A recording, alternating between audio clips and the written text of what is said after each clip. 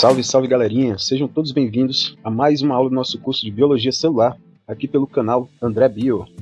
Eu sou o professor André Marques e vou estar acompanhando vocês durante toda essa nossa trajetória, essa nossa viagem pela célula.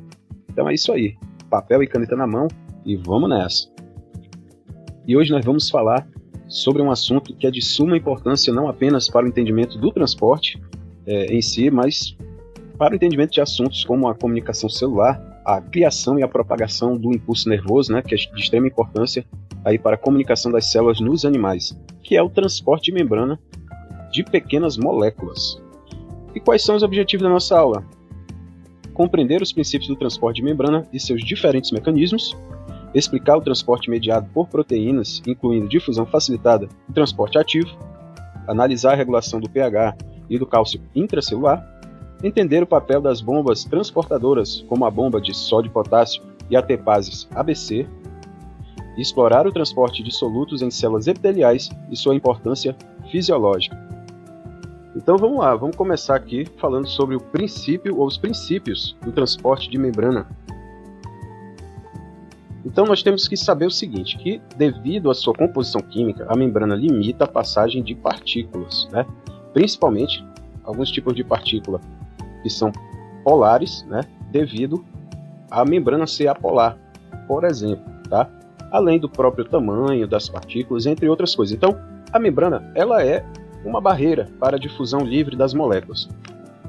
Mas como muitas substâncias precisam atravessar a bicamada em quantidade e velocidade adequada, então a célula utiliza proteínas de transporte para facilitar esse deslocamento, que vai ocorrer a favor ou contra os gradientes.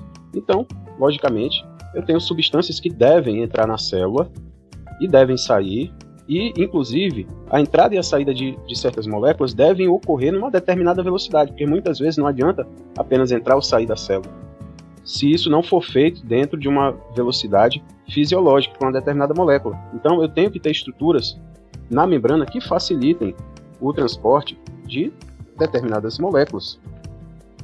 E aqui um detalhe que vai ocorrer a favor ou contra os gradientes. Então, é importante ter a noção do que é gradiente e o que é o movimento contra e a favor. Então, aqui, por exemplo, nessa imagem, está sendo mostrado aqui um soluto, no qual a membrana ela oferece uma barreira a este soluto ou substância qualquer, mas ela consegue se difundir, consegue passar pela membrana, utilizando aqui substâncias, estruturas aqui que são proteínas, que vão estar facilitando a entrada dessa molécula.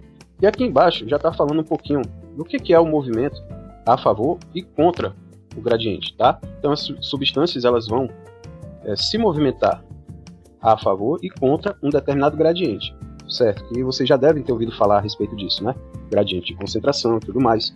Mas, enfim, o que é gradiente? Então é importante a gente entender isso, para a gente poder entender todos os outros conceitos de transporte daqui para frente. Então vamos devagarzinho aqui tentar entender o que é esse conceito. É um conceito, pessoal, que é um conceito da física. Então vamos lá. O gradiente é a diferença de concentração, que é a quantidade de substância, a carga ou pressão, quando estamos falando de gases, tá bom? Entre dois pontos. Então é importante também frisar que para a biologia, esses dois pontos aqui, que é interessante para nós, são os dois lados de uma membrana, tudo bem? Promovendo o deslocamento de substâncias em direção ao equilíbrio, um processo chamado de difusão. Isso de acordo com a lei da termodinâmica. Então, o que diz a termodinâmica, pessoal, que está sendo citado aqui? Então, isso aqui é um conceito da física, A termodinâmica vai dizer o seguinte, que as substâncias, os átomos, as partículas, elas vão se movimentar sempre do ambiente que ela está mais concentrado para onde está menos concentrado, sempre buscando o equilíbrio. Que isso é dito, pela lei da termodinâmica, a questão da entropia, ela vai se movimentar buscando um equilíbrio, que é uma situação onde a entropia do sistema ela é maior, que é o grau de desordem das moléculas, das partículas, tá bom? Nós não vamos adentrar muito esse conceito. Se você quiser, depois você pode pesquisar sobre entropia, e esse conceito físico que eu expliquei para vocês agora. Mas de uma maneira bem prática aqui para a biologia, ela vai dizer o seguinte, que tanto partículas como substâncias, cargas, enfim, gases, eles vão se movimentar do local que ele está mais concentrado para o local que ele está menos concentrado. E o que é importante aqui é que esses locais podem ser dois lados da membrana. Então, o que vem ser o movimento a favor do gradiente?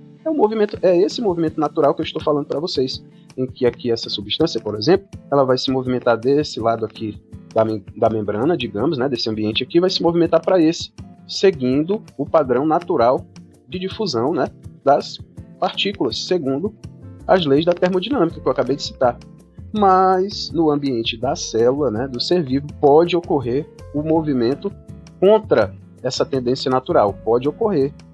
Ainda falando dos princípios do transporte de membrana, nós temos outro conceito importante, que é o gradiente eletroquímico. Então, até o momento, nós temos dois tipos de gradiente, que é o gradiente relacionado à concentração das partículas, né, das moléculas, que é a quantidade dessas partículas e moléculas de um lado e de outro da membrana. E nós temos também o gradiente elétrico, que é a diferença de cargas. Quando essas moléculas, partículas, átomos, eles têm carga, eles são íons, por exemplo, e essa carga ela também irá exercer uma força, uma vez que nós sabemos que na natureza os opostos se atraem, né? Então as cargas opostas elas vão se atrair e os iguais irão se repelir, que é a força resultante da combinação do gradiente de concentração com o gradiente elétrico entre dois lados de uma membrana. Então, é o que está sendo aqui, por exemplo, mostrado aqui, ó, a diferença de concentração e também de cargas de dois íons aqui, ó. Por exemplo, o íon sódio, né, ele tem uma carga positiva, tudo bem, e vai ter aqui uma diferença, né, de concentração, ele tem uma concentração maior aqui fora, e essas duas forças irão se somar para a entrada dele aqui nesse ambiente, né, digamos que a entrada para o interior da célula, que é o que acontece naturalmente, a gente vai ver mais à frente. Certo? Isso é chamado de gradiente eletroquímico. Então, uma outra coisa importante que vai surgir com isso é o potencial de membrana, né? Então, uma vez que esses solutos, partículas, se movimentam pela membrana com cargas, pode então ocorrer, e é o que ocorre, uma diferença de cargas entre o lado interno da membrana e o lado externo. Então, o potencial de membrana é justamente essa diferença elétrica entre os dois lados de uma membrana, causada pela distribuição desigual de cargas. Isso vai ser importante para o transporte, algumas funções que vão ocorrer na célula. Então, geralmente, o lado de dentro da célula ele é negativo, como está sendo representado aqui nessa imagem, né, em torno aí de 70 milivolts. Então, a membrana plasmática ela tem um potencial negativo interno que favorece, então, o quê? A entrada de íons positivos e se opõe à entrada de íons negativos. Então, isso aqui é o que ocorre naturalmente na membrana plasmática. Então, olha o que diz esse tópico aqui. Vamos entender agora melhor, utilizando aqui a imagem. Então, veja aqui que eu tenho aqui duas substâncias, né? Uma azul, uma vermelha. A substância vermelha é positiva, né? Um íon positivo, e a azul negativo. Então, aqui nessa situação, veja que não tem cargas diferentes aqui nessa membrana, de um lado ou de outro. Então, aqui não vai estar atuando um gradiente elétrico, apenas o gradiente de concentração. Então, essas moléculas vão passar aqui, ó, de forma igual, através dessa membrana, em direção, né, de acordo com o seu gradiente de concentração. Agora, nessas duas situações, eu tenho a presença do potencial de membrana, certo? Para a positiva, olha o que vai acontecer. Além do gradiente de concentração, eu tenho uma outra força que é relacionada ao quê? À carga elétrica, certo? Então, aqui ó, eu tenho um gradiente eletroquímico atuando aqui, ó, de forma a proporcionar uma entrada maior desse íon positivo. Então, vê que é uma seta bem robusta. Já nesse outro caso aqui, perceba que, embora essa substância esteja concentrada aqui, assim como essa em vermelho também está concentrada, mais concentrada fora, veja que ela vai se movimentar com uma força menor, representada aqui por essa seta. Por quê? Porque essa molécula aqui, essa substância, ela tem carga negativa. Como o lado de dentro da membrana, né, devido ao potencial de membrana, ele é negativo, ele vai acabar se opondo à entrada dessa carga aqui. Então, nesse caso aqui, o gradiente de concentração e o gradiente elétrico, eles vão se contrapor um ao outro e vai prevalecer aquele que tem maior força, que no caso, né, nesse caso aqui, na maioria das vezes também na célula, é o gradiente de concentração. Tá? Então, a difusão é esse movimento a favor do gradiente de concentração. Mas, haverão alguns fatores que vão influenciar essa difusão, né, porque as moléculas elas vão ter propriedades e tamanhos diferentes que vão influenciar nessa difusão, que é justamente os fatores que vão atuar na difusão através das membranas. Vamos conhecer aqui. O primeiro deles é a hidrofobicidade das moléculas. Moléculas hidrofóbicas atravessam mais facilmente. Então, para a gente lembrar o que é ser hidrofóbico. Ser hidrofóbico significa que a molécula é apolar, né? Ela não possui cargas e assim ela tem uma maior afinidade com a bicamada lipídica, uma vez que a bicamada ela é apolar, ela é constituída por lipídios, né? Fosfolipídios, e os fosfolipídios eles são apolares. Então, moléculas que têm essa propriedade química, elas têm maior facilidade em atravessar. Então, esse é o nosso primeiro fator aí importante. Um outro fator a se considerar também é o tamanho das moléculas. Então, moléculas menores, elas vão se difundir mais facilmente através da membrana, né? Vão poder, por exemplo, passar entre os fosfolipídios com maior dificuldade. Então, moléculas grandes, esses fosfolipídios já vão exercer uma barreira física aí diretamente à passagem dessas moléculas. Então, nós temos esses dois fatores. Com isso, agora a gente pode discutir os tipos de moléculas e a permeabilidade da membrana. Então, o primeiro tipo de molécula, nós vamos comentar, são moléculas pequenas e hidrofóbicas, a difusão será rápida. Para moléculas pequenas polares, sem carga, a difusão será lenta. Eu vou já explicar melhor o que é isso. Eu tenho aqui a água, por exemplo, ela não tem uma carga, uma diferença de carga assim nos seus átomos, diretamente, faltando elétrons ou coisa assim. Mas ela tem uma carga da própria molécula, devido à diferença de cargas, a eletronegatividade entre os seus elementos. Então aqui o oxigênio é um elemento eletronegativo, enquanto os hidrogênios são positivos. Isso aqui ele vai trazer uma chamada carga parcial à molécula, certo? Então, a água é uma molécula pequena, né? E é polar, mas que não tem carga, ela não tem desequilíbrio de carga dentro da molécula, ela tem uma carga parcial. Tá? Então a difusão ela já vai ser mais lenta em relação a esse outro tipo de molécula que eu comentei anteriormente. Agora, moléculas carregadas, ou seja, íons mesmo, eles são impermeáveis à bicamada. É o que a gente vai estar vendo agora aqui nessa imagem. Nós temos aqui esse primeiro exemplo aqui, como o oxigênio, né, o gás oxigênio, o gás carbônico, o nitrogênio, hormônios, esteroides, né, que são gorduras, então eles vão passar com maior facilidade pela membrana, pelo processo da difusão, certo? Já moléculas polares não carregadas, como é o caso da água, que é a ureia, o glicerol, eles vão passar, só que numa velocidade menor, uma quantidade de velocidade menor. Já grandes moléculas polares não carregadas, como é o caso da glicose e sacarose, elas vão passar numa certa quantidade, mas muito lentamente, isso na difusão, certo? E os íons, eles vão ser praticamente impermeáveis à bicamada. Beleza, mas essas moléculas, isso aqui é pela difusão, mas elas vão exercer funções dentro da célula que vão precisar que elas entrem e saiam com maior velocidade. Então, para isso, eu vou ter proteínas de transporte, que é a nossa observação aqui, ó, pequenas moléculas polares, grandes moléculas polares, íons, precisam do auxílio de proteínas de transporte para atravessar a membrana em velocidade e quantidade fisiológica. Então, não quer dizer aqui, ó, por exemplo, ela é impermeável aqui os íons, ó, e aqui a glicose, não quer dizer que elas não vão entrar, não.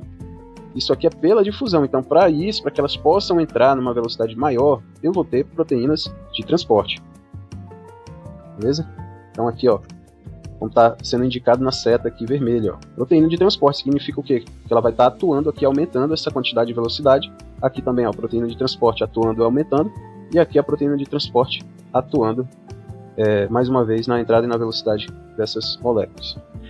Assim, vamos avançar aqui para os tipos de transporte de membrana. Nós temos o chamado transporte passivo. Olha aí, passivo. Passivo por quê? Porque ocorre pelo movimento espontâneo de substâncias através da membrana, que é o que a gente acabou de mostrar, sem o gasto de energia, ocorrendo sempre a favor do gradiente, né, o gradiente de concentração ou gradiente eletroquímico, quando a molécula é carregada. Ele vai se dividir, então, esse transporte passivo, ó, na difusão simples e na difusão facilitada.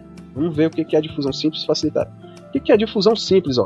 Quando a molécula ela é hidrofóbica e ela é pequena o suficiente para passar pela membrana, por entre os fosfolipídios, e a favor do seu gradiente de concentração. Então isso aqui vai ser uma difusão simples. Só que eu tenho moléculas que vão precisar passar por diferença de concentração ou eletroquímica aqui, a favor do gradiente, mas que tem um tamanho maior. Então elas vão precisar passar por um canal, né? Tem um tamanho maior, ou tem, por exemplo, não são hidrofóbicas, são hidrofílicas, né? São íons, então elas vão precisar passar por uma proteína, uma proteína que vai auxiliar ela aqui, por exemplo, mediado por canal, que é um tipo de transporte que nós vamos ver, um tipo de proteína de transporte, e é mediado por transportador. Então, quando eu tenho esse movimento a favor do gradiente de concentração ou eletroquímico, com a ajuda de alguma proteína, eu tenho a difusão facilitada. E aí nós temos o transporte ativo. O que é o transporte ativo? Movimento de substâncias realizado agora contra o gradiente de concentração ou eletroquímico. Esse processo, então, como ele é contra aquela tendência natural, ele tem que ser realizado com gasto de energia. Então aqui, por exemplo, eu tenho uma proteína recebendo aqui uma fonte de energia para realizar o transporte desse soluto, dessa partícula aqui para fora da célula. Ó. E veja o que fora da célula a concentração dela é maior. Então esse movimento aqui é considerado um transporte ativo. Tudo bem? Assim nós temos o transporte ativo chamado primário, que é nesse caso aqui, ó. O que é um transporte ativo primário? É quando uma proteína ela vai transportar um soluto usando uma fonte de energia, ela vai transportar ele diretamente usando uma fonte de energia aqui, ó. Utiliza diretamente a energia do ATP para movimentar íons ou moléculas contra o seu gradiente de concentração. Um grande exemplo é a bomba de sódio e potássio. Aqui nessa imagem mostrando novamente, tá, o transporte ativo do tipo primário, ó, veja aqui que é uma proteína recebendo o ATP, para ela transportar essa molécula aqui contra o seu gradiente de concentração. E aí nós temos o transporte ativo secundário. O transporte ativo secundário ele não usa o ATP ou uma fonte de energia, uma outra fonte de energia direta na proteína de transporte, mas depende do gradiente de concentração gerado pelo transporte ativo primário. Então olha só, vamos ver com calma aqui, por exemplo, veja aqui, olha só, olha que interessante. O sódio aqui em azul, ele está concentrado fora aqui da célula, certo? Está concentrado. Então, qual é a tendência dele natural, de acordo com o seu gradiente eletroquímico? É ele entrar na célula, certo? Então, é a força dele natural. Perceba que tem uma outra molécula aqui em amarelo, tudo bem? Está sendo aqui, ó, transportada junto com esse sódio na sua tendência natural. Só que essa molécula amarela aqui, veja que ela está mais concentrada dentro da célula. Esse movimento aqui, ele é chamado de transporte ativo secundário, porque ele está utilizando a força de uma outra molécula, né, de um outro íon, para transportar esse em amarelo aqui, contra o seu gradiente de concentração. Sendo que, quem foi que deixou esse meio externo aqui mais concentrado em sódio? Quem foi que deixou? Foi a bomba de sódio e potássio, certo? Que é uma bomba que faz transporte ativo primário. Então é isso aí, galera. Para essa aula não ficar muito longa, resolvi dividir em parte 1 e parte 2. Então na próxima aula a gente dá prosseguimento com proteínas de membrana. Se você gostou, já deixa aí o seu like, se inscreve no nosso canal, isso ajuda muito no nosso trabalho. Espero vocês na próxima aula. Valeu!